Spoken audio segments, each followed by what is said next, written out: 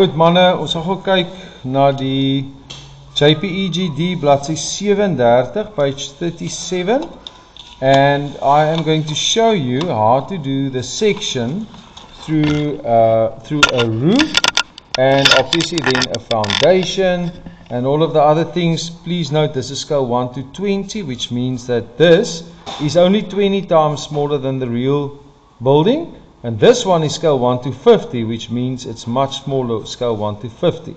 So this is why this thing is bigger. If you wondered about it, it's only divided 20 times by, and this one is divided by 50. 50 times smaller versus 20 times smaller. Okay, wat ek gaan doen is, hierdie hoekie hierso, that corner there is actually the foundation that you see over there.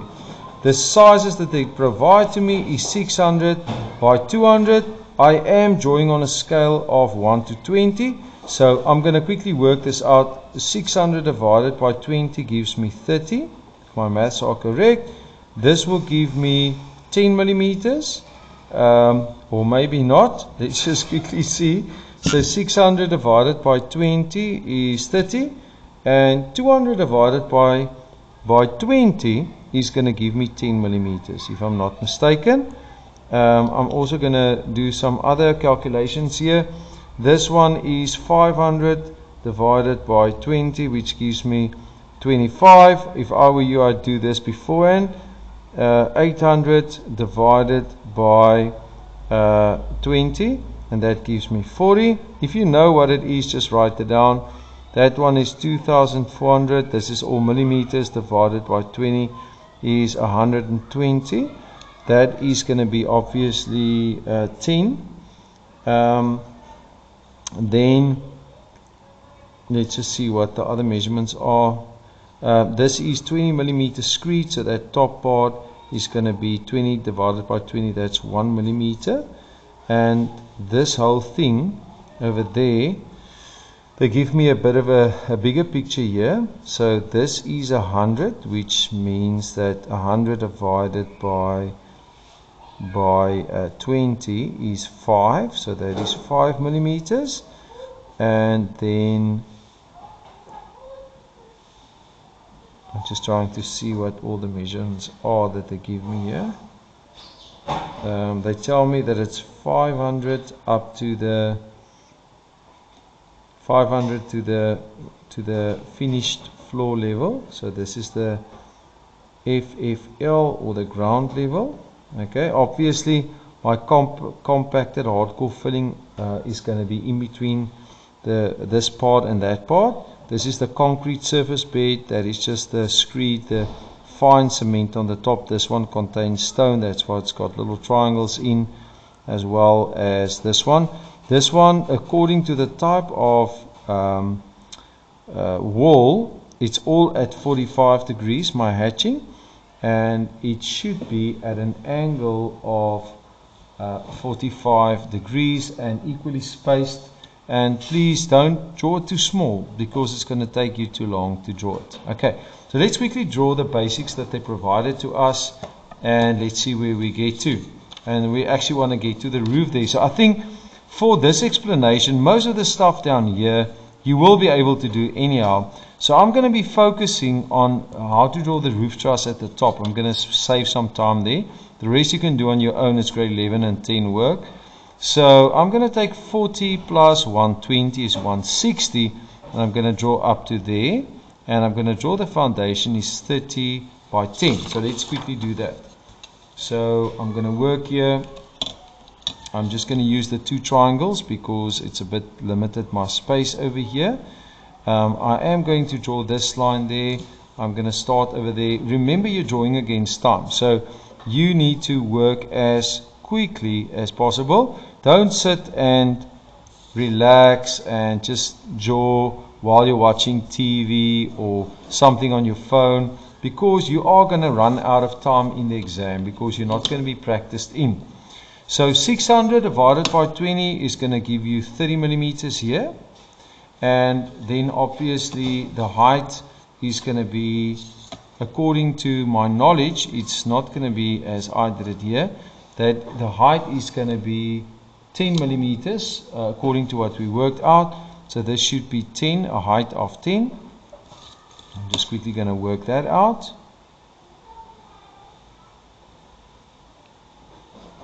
So there's my foundation. I'm just going to draw this as a reference. I'm going to get half of this thing, which is going to give me 15. The wall thickness, they tell me, is 200. So 200 divided by 20 is 10. So that would mean 5 millimeters on the one side and 5 millimeters on the other side there. So I'm just gonna draw that upward.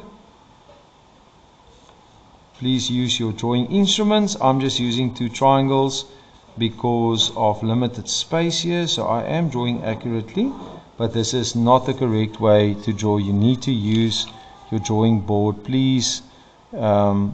It sounds silly, but I've had so many students that think they cannot, or they just lazy to remove their drawing page out of their book, and then they try and draw everything just with a triangle or ruler. You cannot do that. Okay, so I've drawn this line up. The height of this thing must be 120 plus 40 from the base, which is 160. So I'm just going to measure from the bottom here. It should be 160 to the top. Now I'm going to make it 1 centimeter more, 10 millimeters more, because my ruler doesn't have the measurements clearly anymore. So it's from there to there, it's 160. Okay, now I am going to just quickly draw a construction line there for me.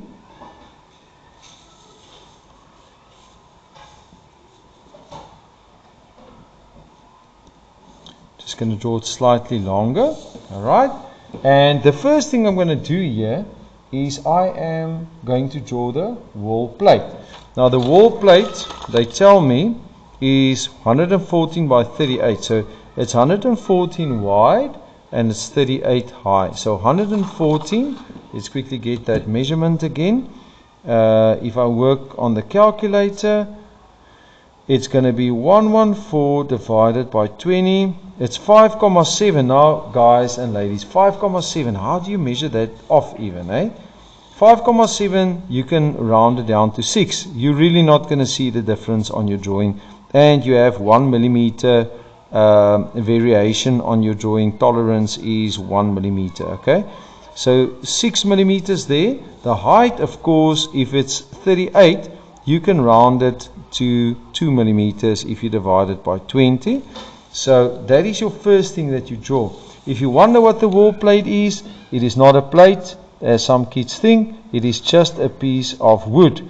If you haven't done so, please have a look at my PowerPoint that I've created, the house cross section steps.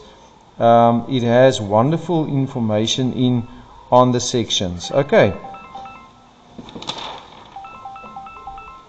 kom ons kyk gou so manne, maak ons gou die klaar. Okay, so hier's die wall plate. Nou ek gaan 'n bietjie inzoom. Nou die eerste ding wat jy doen daar, is jy gaan trek daai kruisie in, hè. Dis die hatching vir 'n stuk hout. Trek jy daai kruisie in. Okay, daai is belangrik. Manne, hierdie is altyd so, né. Die tweede ding wat julle ouens gaan doen is, né, op daai hoekie wat julle daar sien, julle gaan nou sien, die linkerkantste boonste hoekie. As ek dit nou 'n bietjie groter teken vir julle hierso, daar gaan dit, en dis die kruisie, dan gaan dit daai hoekie net mooi daar wees, en dis waar jy jou 20 grade gaan uitmeet. Nou ek gaan vir julle wys met die gradeboog, hoe meet ons dit uit? Nou hierso, die seun nou vir my sy gradeboog geleen. Nou hoop ek hy gaan dit ergens weer kom haal, want anders weet ek nie hoe gaan hy hierdie tekening voltooi nie. So ek trek vir my 'n klein konstruksielyntjie daar. Ek sit my gradeboog, en hier moet julle maak die raadwerk. Ek sit my gradeboog op daai kolletjie, op daai punt daar, die middel. Die gradeboog, hy werk almal verskillend, they all work different, but they will have some kind of a reference point there in the middle. Make sure that you line it up with that reference point. Then it will be 10, 20 degrees. This is what we measured out. So I measure off my 20. I go and through that point, I draw for myself a construction line. Okay, so this is very important. You can draw this as a nice and long line because we don't know yet where it's going to end. We're going to check in a moment. The next thing we're going to do is this width, this piece of wood here is 114 by 38 millimeters. Now where do I get that? They tell me here that the wood of the roof truss is 114 by 38 roof truss. What does that mean? It's all the pieces of wood in the roof truss are 114 millimeters wide. If this would be your roof truss, this thing, this would be 114. The 38 would be the thickness, which obviously we don't see. So what is 114 divided by 38? Oh, well, sorry, by 20. So if I take my triangle like this and I just basically put it on a 90-degree angle, you can see there it's 90 degrees. Okay, you have to do it that way. Draw a little construction line there and make it 6 millimeters. Why 6? Because it's 6 7. I'm just joking. That's a very flow joke. So it will be 5,7, which I get from 114 divided by 20. That's a flow dad joke, sorry.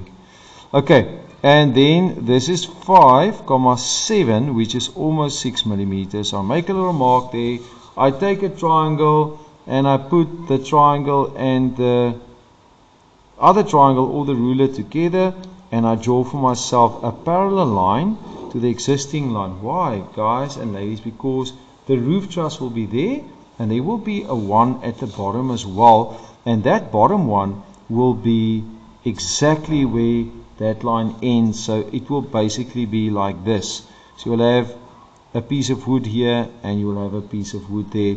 Both would be 114 divided by 20, and that one will also be 114 perpendicular divided by 20. Okay, so I'm gonna measure off 6 millimeters over here as well. So 6 millimeters there. This one is 6 millimeters as well. Let's just double check here. 5, 6. Okay, that's 100% right. So I'm going to take these two and then draw a little construction line there.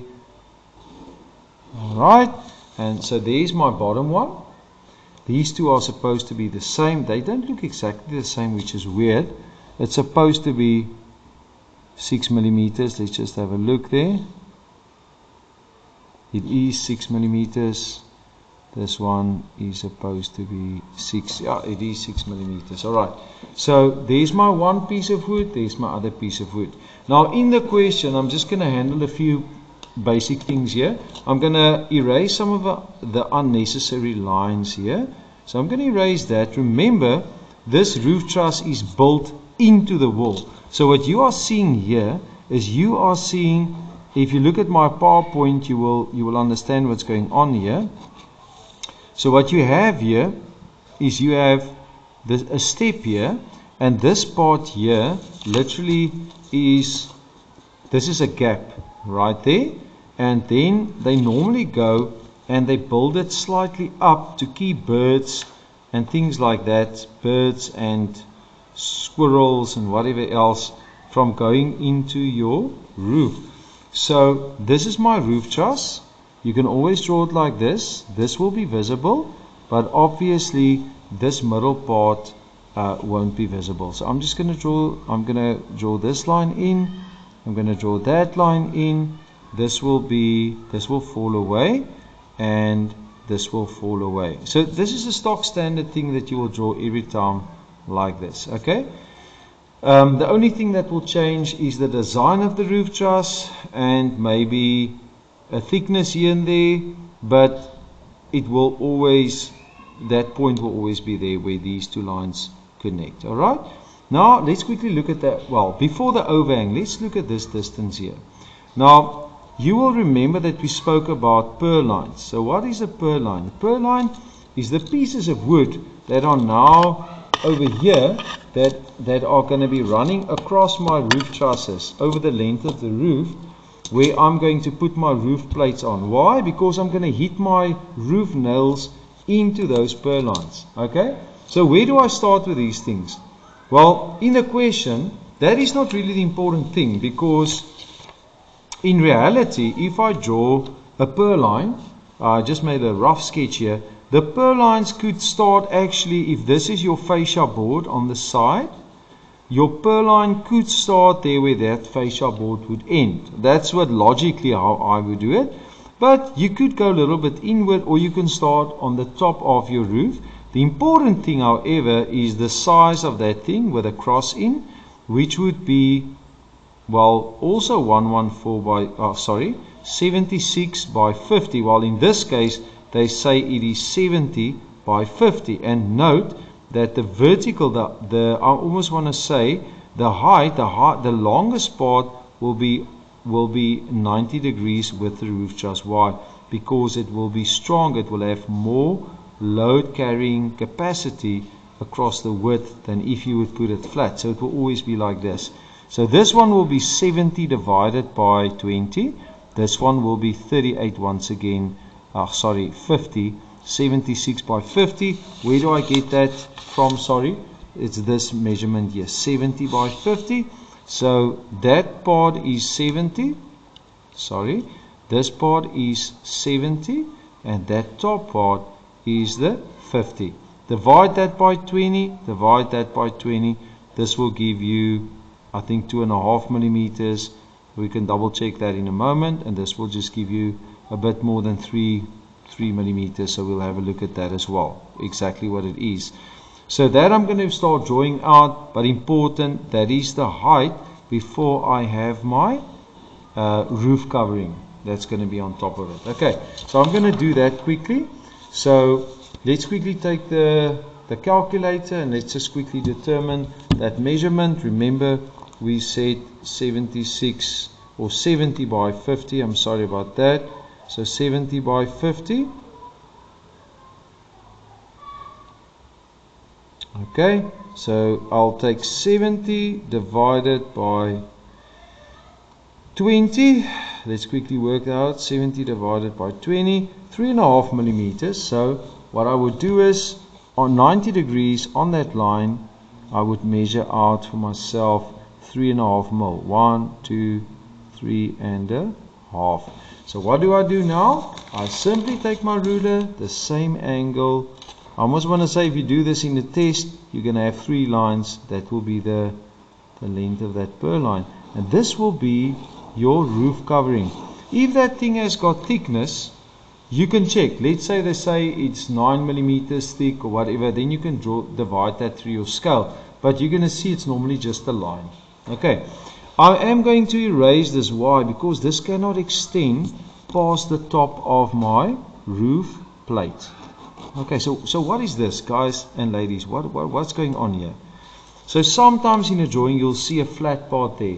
What they normally do is they take cement and they cover that up. Why? Because otherwise birds and rodents and whatever else might go in there and end up in your roof, causing havoc, which you don't want.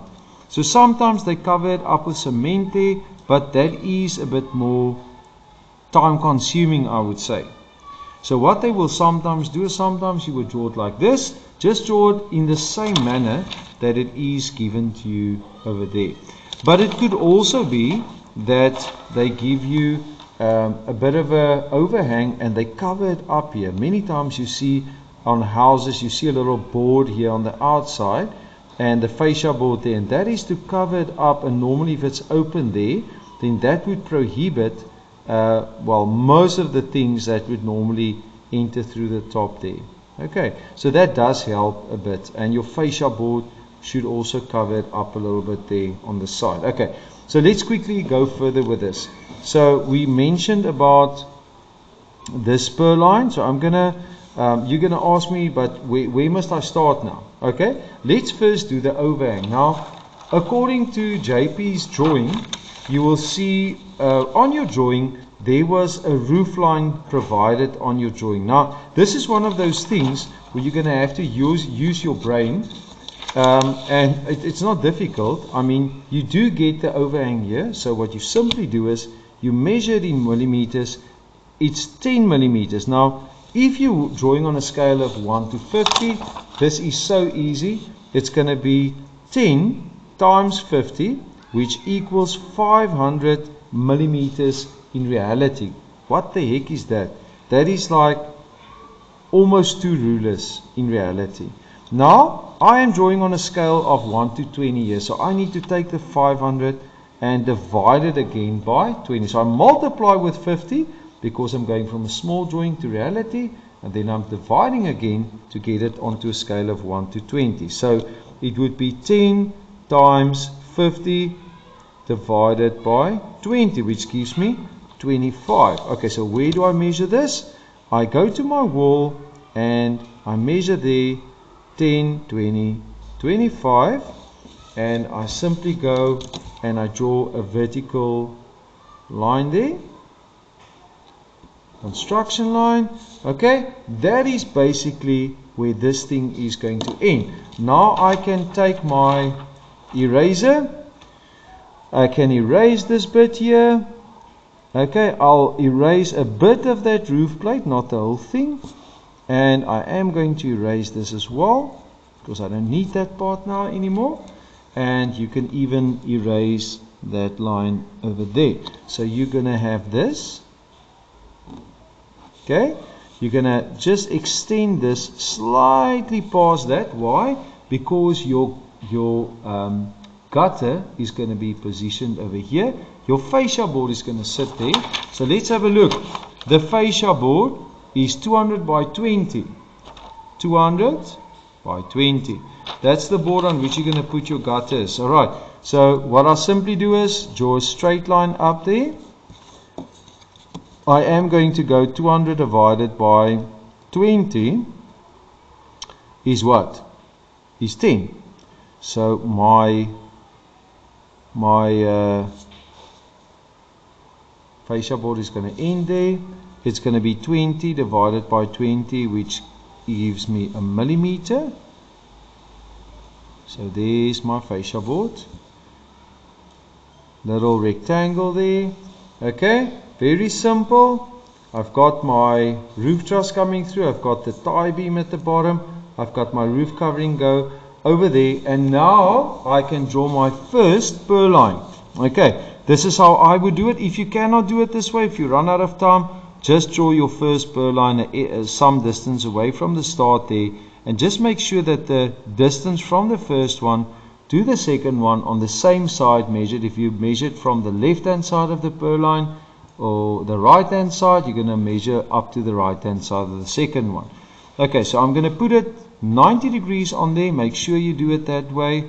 This is going to be my position, 90 degrees on there for my first one. We said it is 70 by 50, and 70 I did work out was 3.5. The 50 I think was 2.5 if I'm not mistaken. So 50 divided by 20 is 2.5 millimeters. So 1, 2, 2.5 mils. And I can tell you from an examiner's point of view, do not guess these distances. Do not estimate them and wing it. You're not going to get any marks for that in the exam. They mark with a marking guideline, which is a transparency with a memo on there.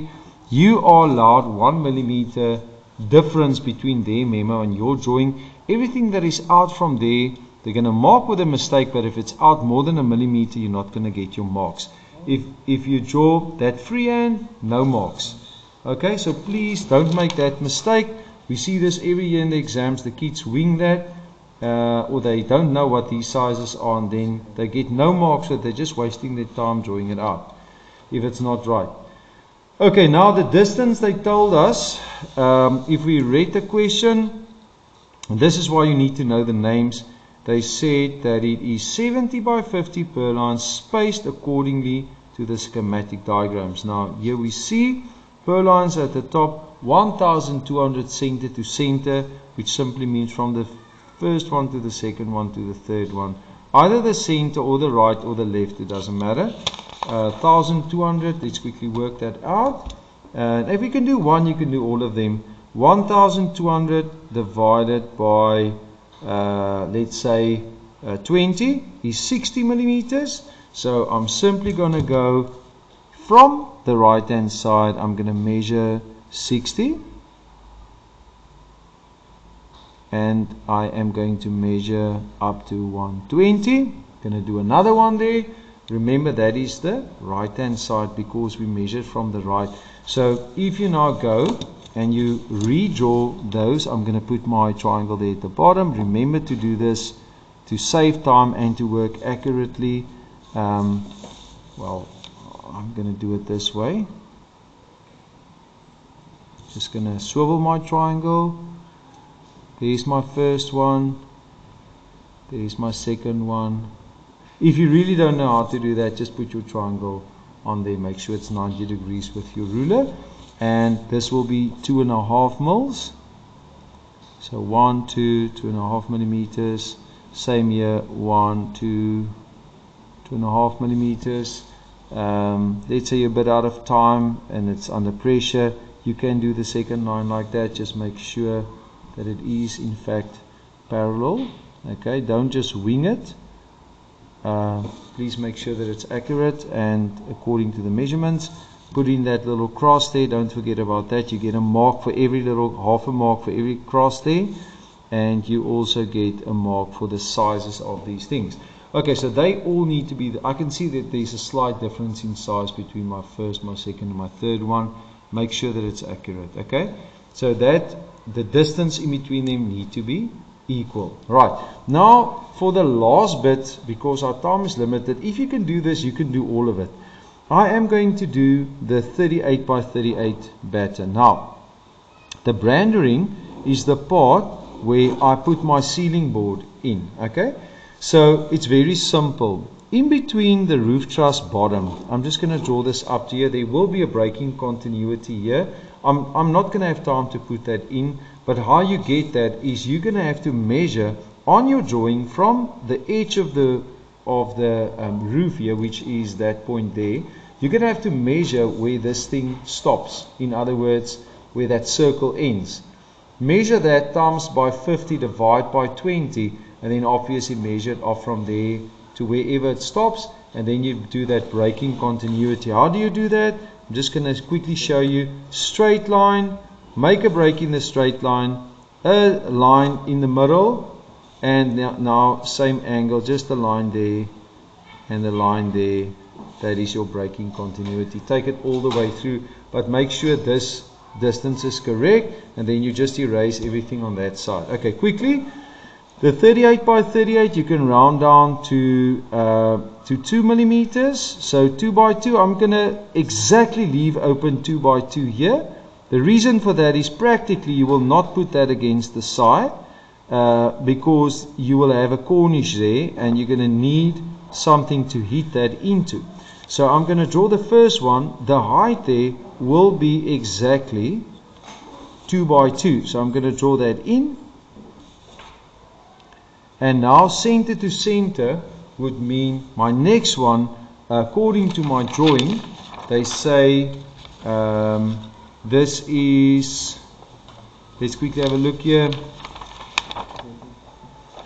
It's over there, the brandering. Okay guys, quickly, there are some lines that I haven't drawn in over there. I'll see if I can quickly draw that in later. But first of all, they say, I'm looking for the branding information now. Let me just see where that is.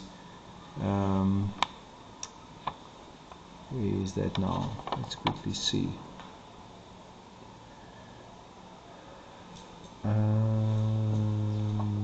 Normally it's good to highlight this information. You don't have to search for it, but you will find it there. I'm just going to pause the video quickly.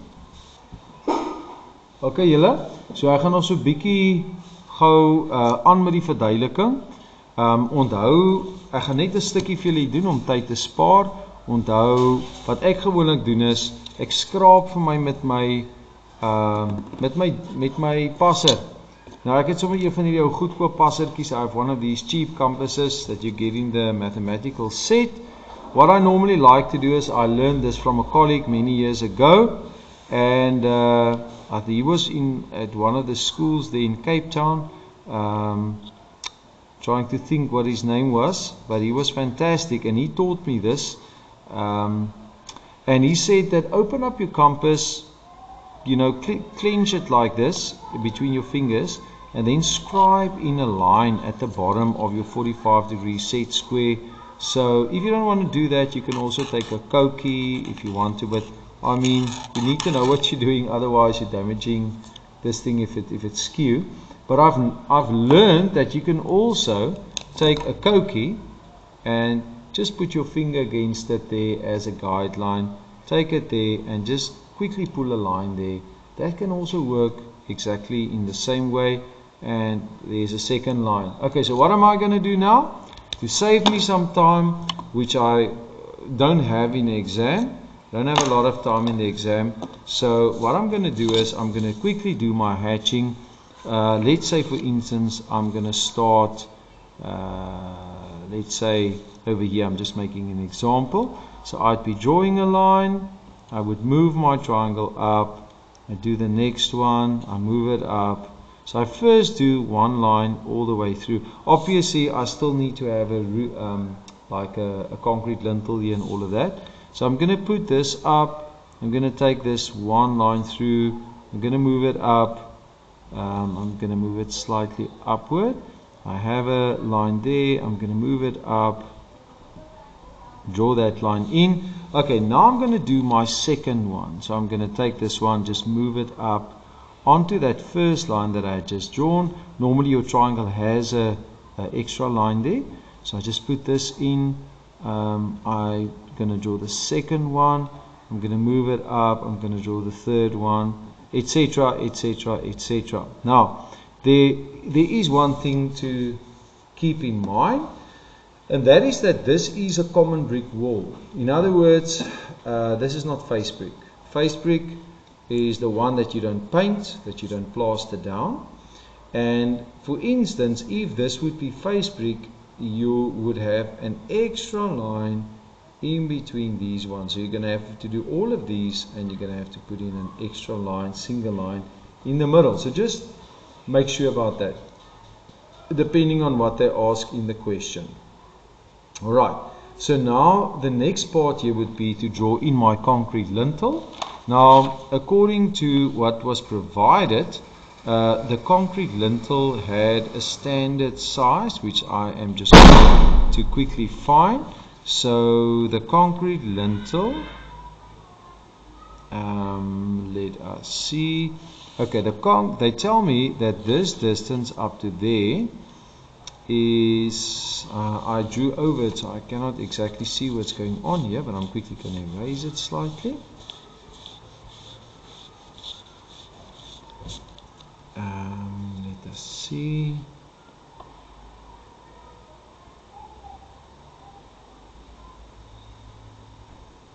Okay, so this was 40 millimeters from the bottom, so I'm quickly going to move this upward just a little bit. I'm going to measure 40 millimeters up here, 10, 20, 30, 40. This is where my line at the bottom would be. This would be the top, the screed on my floor. Now screed is just a fine layer of cement. According to my knowledge, it's going to be a millimeter on, according to my drawing, if I work that out right, and this will be 100 millimeters. So 100 divided by 20 is 5, so I'm going to have a 5 millimeter line here. This cuts into my wall, halfway into my wall, so I'm going to quickly draw that in. To save some time, I'm only going to estimate this. Okay, let's not estimate, let's measure this off. 5 millimeters there, and I am going to quickly draw a line in the middle there. I am going to erase this line here in the middle. I am going to erase some of these lines that I've had there. Okay, so this looks a bit rough, I know, but remember in the exam there is no marks for neatness, only for correctness. And please bear that in mind. I'm not implying that you should not work accurately and neatly. Of course you need to do that.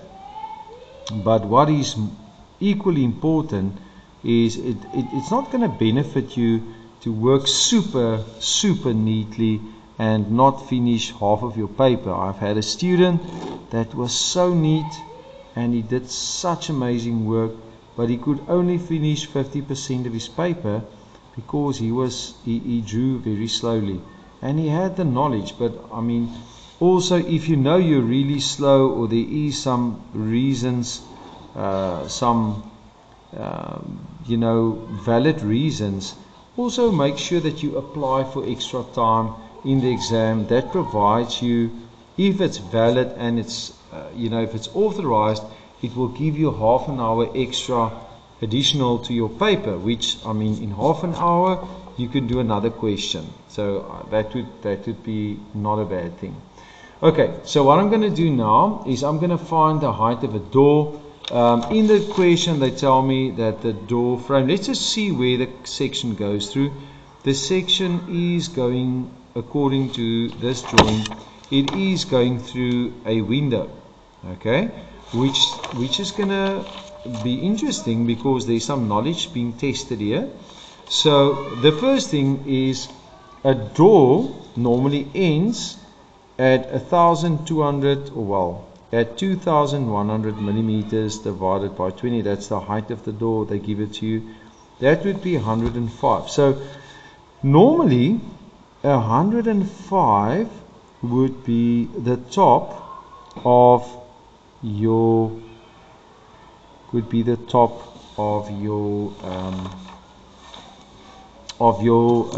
door. Okay, so let's see if our calculations are correct here, if I worked accurately here. Shucks, I hope I did. They told me that this is 40 yards. It seems to be correct. This needs to be 120 up to 120 plus 40, so 160 up to there, which looks 100% right. Over here at the bottom, this needs to be 500, which is 25. I quickly need to put this in, and very important that this is my natural ground level. Also put in your labels, NGL, natural ground level. You will have a DPC layer normally here at the bottom. Some books will indicate it at the top. Well, you can see what they provide you there with, but according to my knowledge, normally DPC runs around that and up there. Some books say no, it shouldn't be like that. Well, I'm not sure what they want in the end, but yeah, we can clarify that later. But for now, I'm going to draw it this way. Feel free to comment if it should be different. Some books indicate it there at the bottom, but the bottom line is it needs to run around that, you know, around that concrete part, because normally we build up to this part. We put some plastic in there after we've filled it up with compacted hardcore filling, which is, guys, that's just normal sand, eh? So we will normally fill this up. I am drawing this here at an angle of 60 degrees. If you want to save some time in the test, you can quickly do one of them, and you can then just go and just do the following. Just make a little mark there for you, just to save some time. I'm just going to do a few of them, and you can obviously do a line division, but who's got time to do that in an exam? So what I'm going to do is I'm just going to run parallel to that line. I'm going to do every second one to save time. So I'm going to do this one, I'm going to do that one. Okay, I'm going to run it all the way through. because it is equally spaced until I get to that breaking continuity. And now I can just join the other ones there and there. Okay, there we go, my compacted hardcore filling.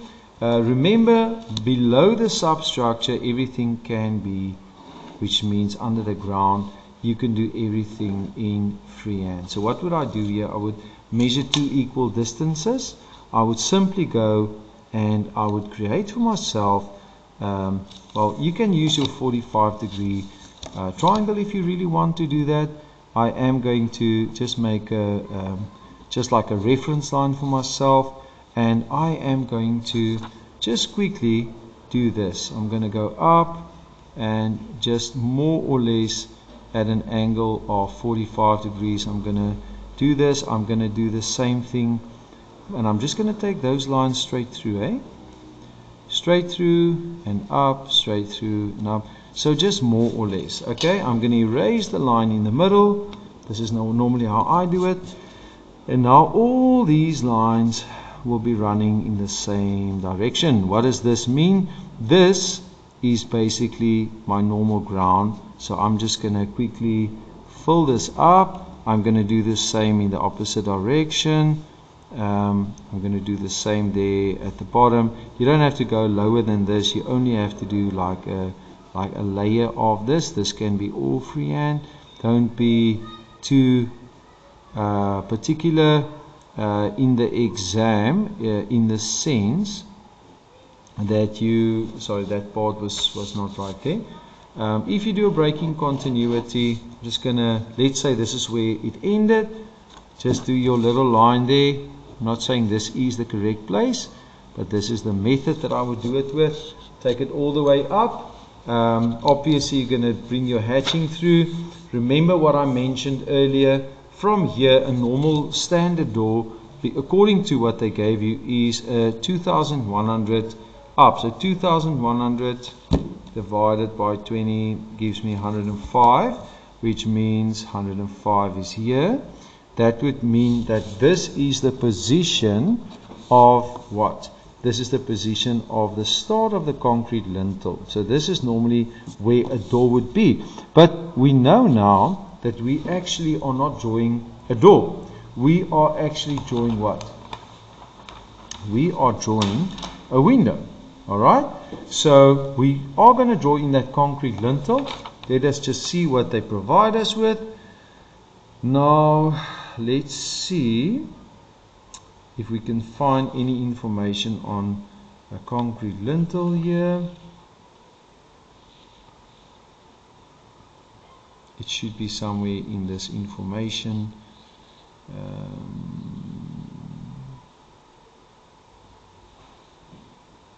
You find a lot of extra info there which you guys shouldn't skip. You should take note of that. Just trying to find the size of the concrete lintels.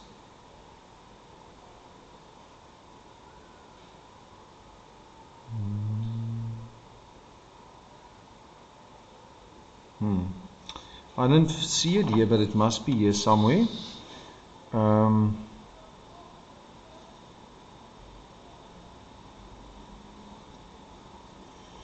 Yeah, this is interesting now. If you cannot seem to find it, normally it should be here in the detail. I'm obviously just missing it here somewhere.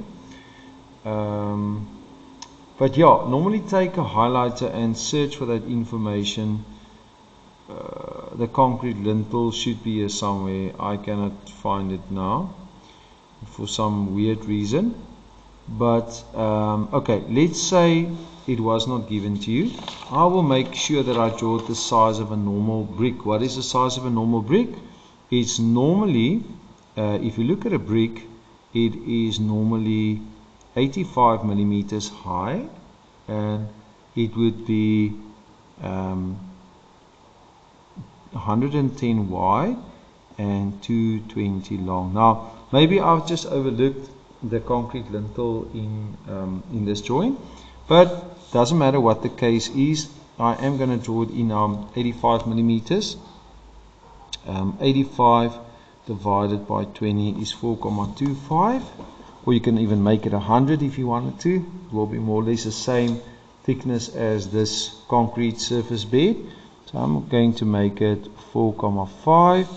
It is a double one. I remember reading something about a double concrete lintel, so it must be here somewhere. Let me just see if I can find it. It does mention here a double lintel, but I haven't seen the size of that lintel. Maybe I'm just overlooking it. Yeah, it should be there. So I'm just going to make it a standard size, 5 millimeters or 4,5. I'm going to draw that in.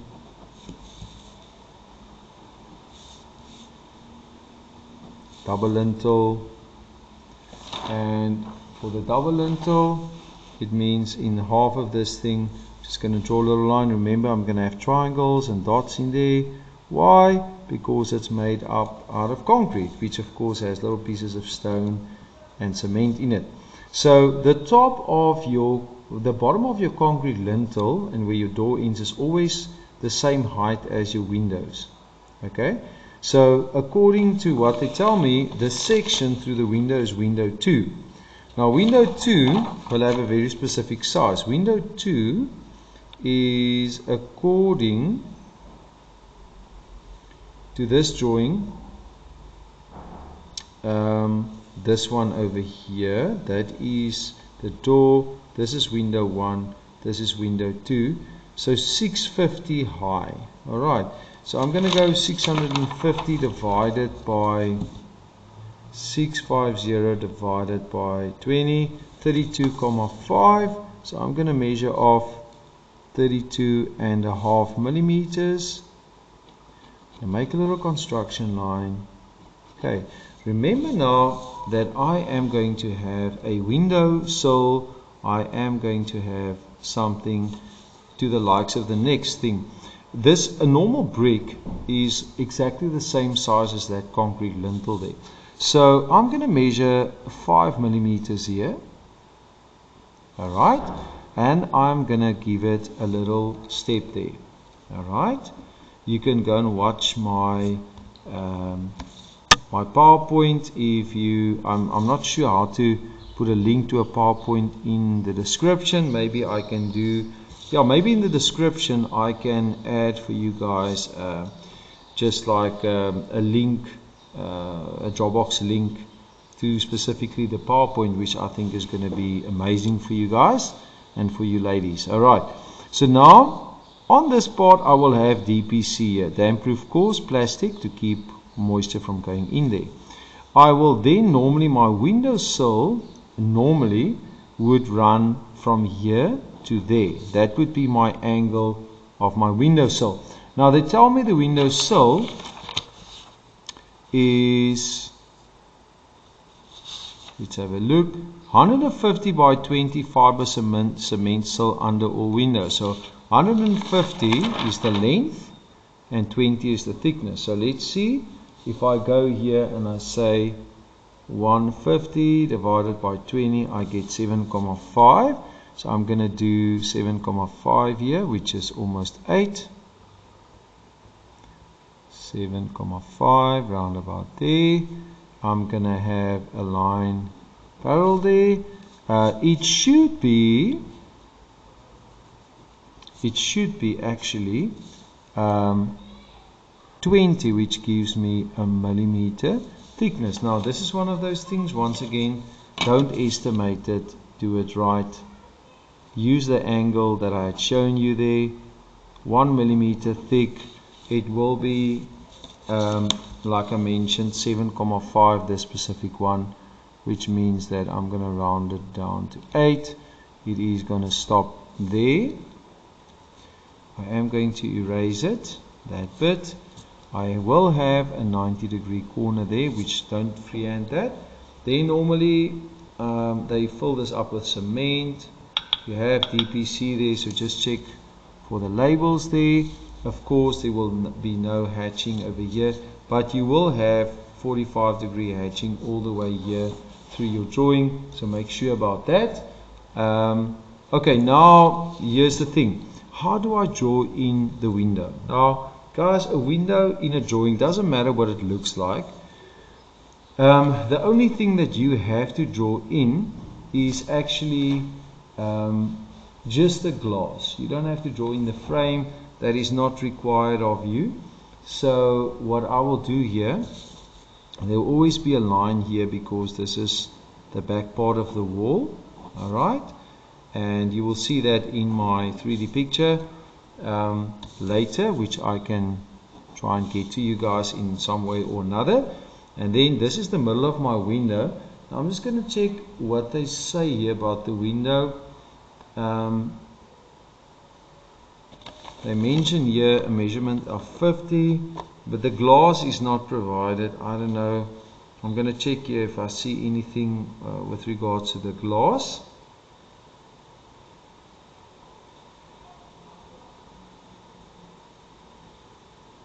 So I'm going to work on what was provided here, and the only thing they tell me is the frame thickness, which is, this is not normally what I draw. I just draw the window, and let's see if we can find it there in the description.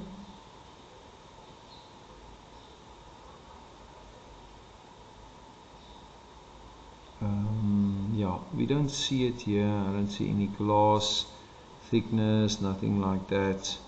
Okay, so what I'm going to do, I'm going to work on the measurement of 50 that they gave me. I'm just going to say 50 divided by 20, which is 2.5. I'm going to use the center here.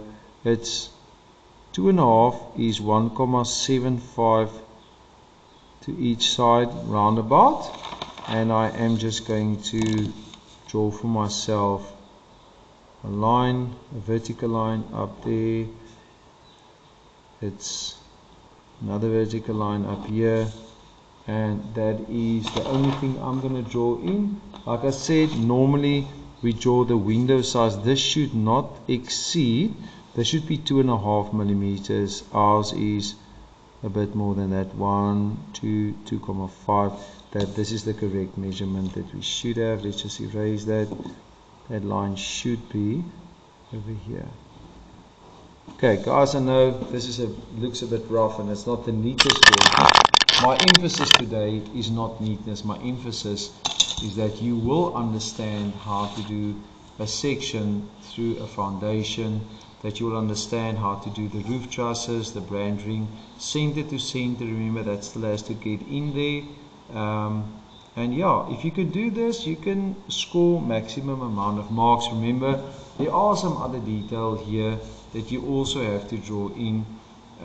You have to look at other detail around the place where the section has taken place. For instance, there's another window here, which would mean that you guys are going to have another window and a wash basin over here. I think in the original plan they give you a wash basin there. So this is the final answer, and you will see that this is basically what I've drawn out. I haven't done the hatching there.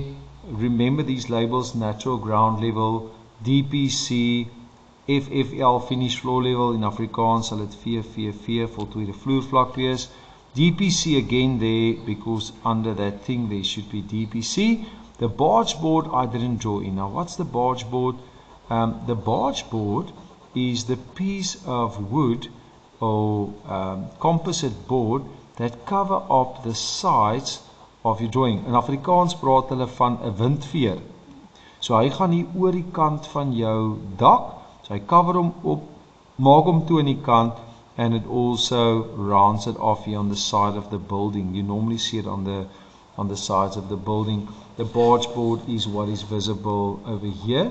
Why does it look like that? Because it runs like in a L shape.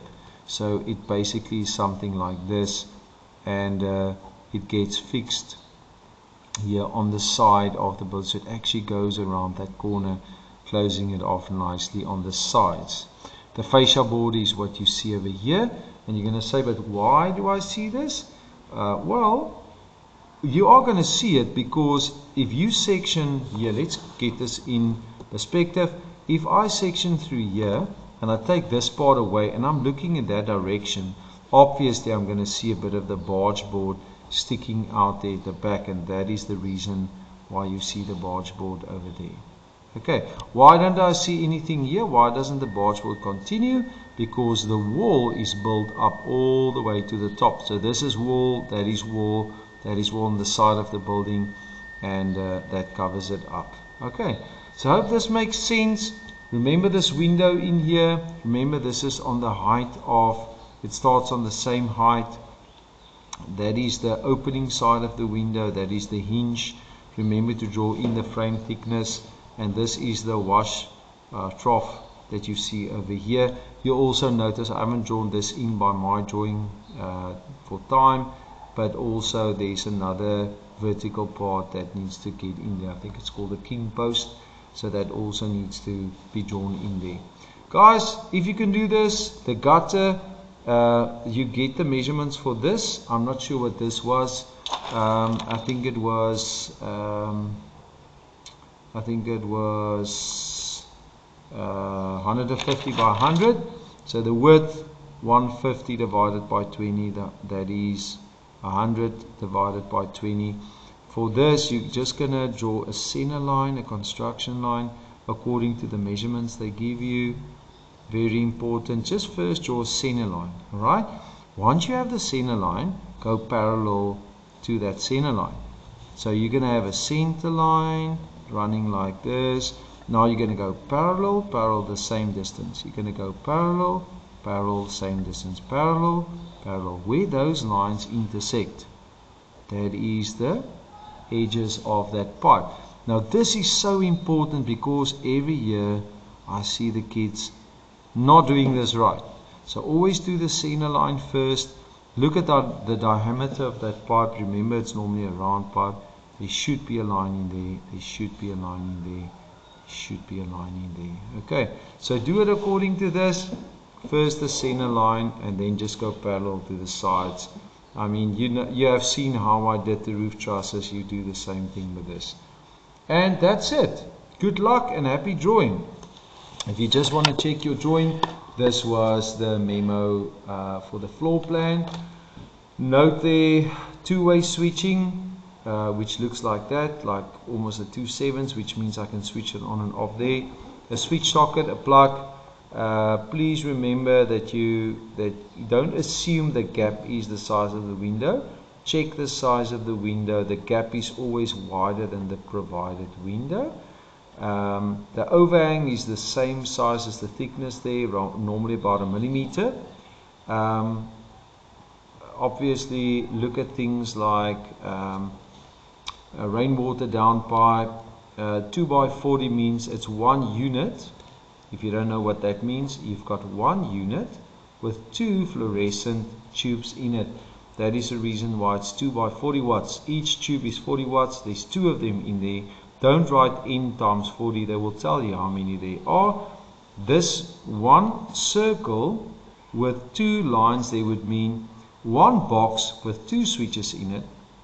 One controls those 2 lights. Another one controls my outside light, which you see over there. So 1 line going there, 1 line going there. I normally do this with a flexi or a French curve, never freehand. Sometimes 1 year they say in the end of the year you can do this freehand, they accept it. Other years they say no. So be safe rather and do it with instruments. Okay, unless stated otherwise.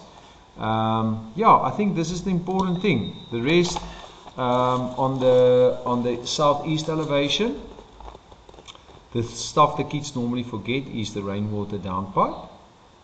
They forget to draw the frames. Remember to put that in. The finished floor level with the labeling. Remember this is actually the rainwater gutter that you see there. That is the 100 millimeter, 100 divided by, what's the scale, 1 to 50.